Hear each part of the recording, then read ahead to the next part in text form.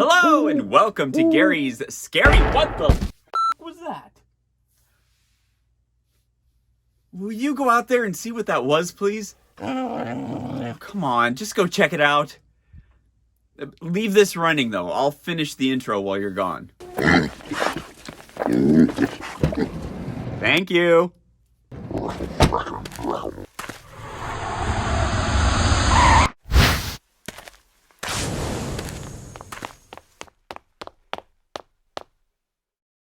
Greet me.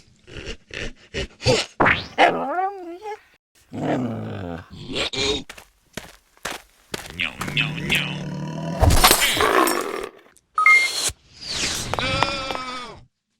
My spirit of choice tonight is a green... What?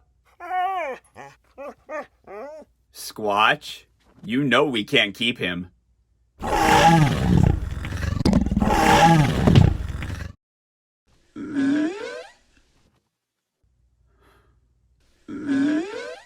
Okay, he can stay with us. But only until we find him a way home.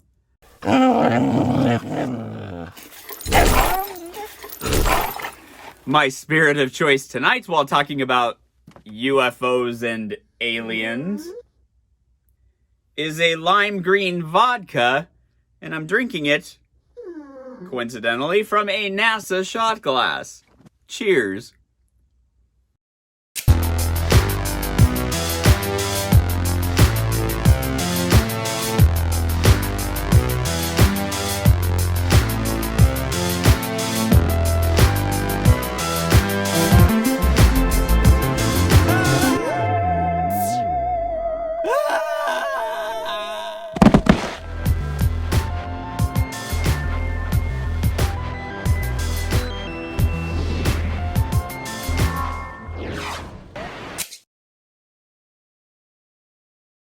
Who remembers the original V and V the Final Battle? Let's begin with a little bit of trivia. Which of these was first to leave the pages of science fiction and become a confirmed reality? Was it flying saucers or flying cars? The correct answer, as confirmed by the Pentagon, is flying saucers. Now, if you haven't heard, we are currently under an alien invasion. I'm kidding. But it would almost seem that way because there are multiple videos out there that have now been confirmed by the Pentagon to have been taken by Navy personnel, and they have no idea what these objects are. And they're now calling UFOs UAPs. So instead of unidentified flying objects, that kind of has a little stigma about it, they now use the term unidentified aerial phenomena when they are talking about UFOs. I wanted to start a series like this, not just because I'm a huge geek when it comes to UFOs and aliens, but I find space fascinating. And all the discoveries that we're making with our new telescopes that are out there, and the fact that, I mean, we're entering like the second golden age of space exploration, and it's very, very fascinating to me.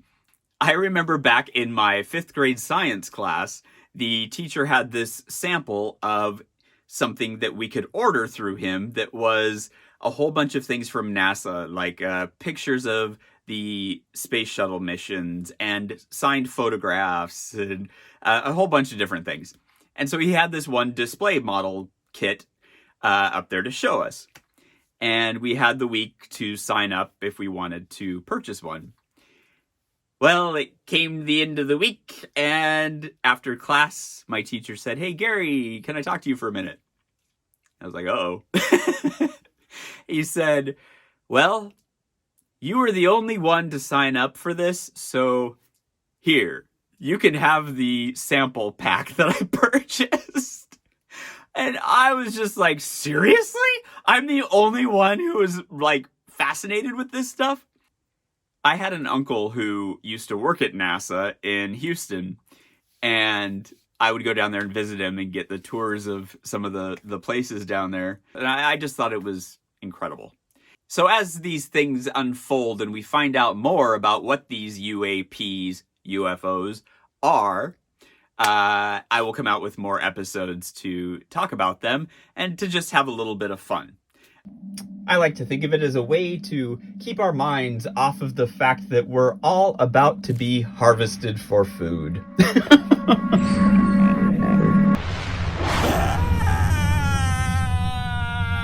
I would just like to show you, in case you have not seen some of these yet, the videos that have been confirmed that were released. And let's start with this one, which is the Tic Tac video. I just saw an interview the other night of one of the military guys who went to take a closer look at this thing. And what he had to say really creeped me out, because it was down on the ocean, like right at the surface of the ocean, kind of hopping around. And there was like white water just underneath it in a pretty much calm ocean. And as he went in to get a closer look, as he was spiraling down, descending, getting closer to it, it saw him, turned around, and started mimicking his movements and mirroring him. So as he was flying down closer, it was coming up closer until it was right in front of him, and then poof, it sped off. That just freaked me out, because that is obviously something intelligent playing with us there, but who knows? I mean, that could be unmanned. It could be some sort of a drone sent from somewhere else. I mean, we have no idea. Here is the latest video to surface, so to speak. And this spherical shaped object, it is hovering just above the ocean and kind of doing what that guy was talking about, that pilot, kind of skipping around above the ocean. But then this one actually goes into the ocean.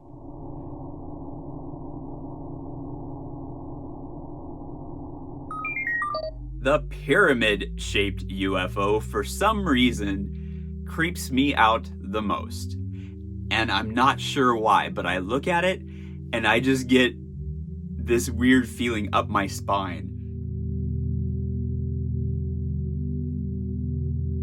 Now, of course, this doesn't mean that they are from beyond our planet, but it also does not rule that out either. What I want to talk about next is Bob. Bob Lazar is the person who told us about Area 51 back when they said there was no Area 51. He claims to have worked there, and he was working on a way to reverse engineer UFOs that we had in our possession. I think the guy is telling the truth. You have to watch this documentary that's on Netflix right now called Bob Lazar, Area 51, and Flying Saucers. Jeremy Corbell is such a fantastic filmmaker, and he really has a passion for this sort of thing. He's kind of my go-to guy now for anything about this that is being revealed. I had originally talked a lot about this film in this video, but I've since removed it. I would love it if you would go and watch this film, create your own opinion about it, and then come back here and leave a comment. That's your homework. Right around the same time that Bob Lazar was reverse engineering UFOs, another man was trying to give us that futuristic dream that we all had to have flying cars.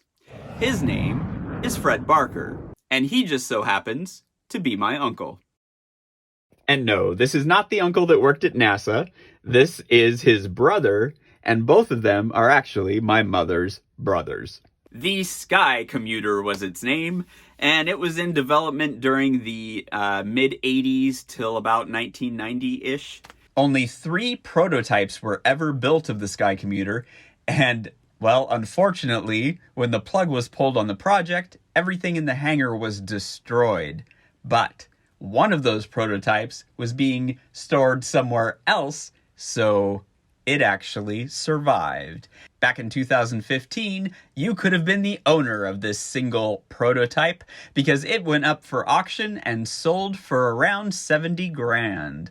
To me, the outside of this craft still looks very futuristic in a way, but it's the interior that strikes me as that 80s vision into the future type of look. As an early teen, I remember going to his office just north of Seattle here at an airfield and checking on the progress of it. I remember it was originally called the Sky Cycle, which was then later changed to Sky Commuter. Oh, here's a funny story I'll share with you. I was coming back from camping with my parents, and I was sleeping in the back of their old van that they had, and I was awoken to my mom screaming, saying, "Ah, it's my brother!" She was reading a Star magazine, as she often did on trips like this, and lo and behold, inside of it was an article about her brother and this flying car. And here's a book I had to purchase recently called Sexless Oysters and Self-Tipping Hats, 100 Years of Invention in the Pacific Northwest, because on page 195, we find the Sky Commuter. If only my uncle had gotten together with Bob Lazar, we could have been flying around in UFO cars for 20 or 30 years now. My dad and I used to watch this show at 11 p.m. every night on PBS. I can't remember what it was called now, though, but it was about space and what to be looking for in the sky that night, and he'd always end with, "Keep looking up." And so, especially now, my advice is to keep looking up.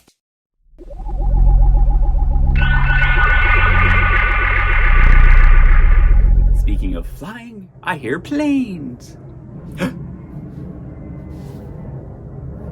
Is it my uncle?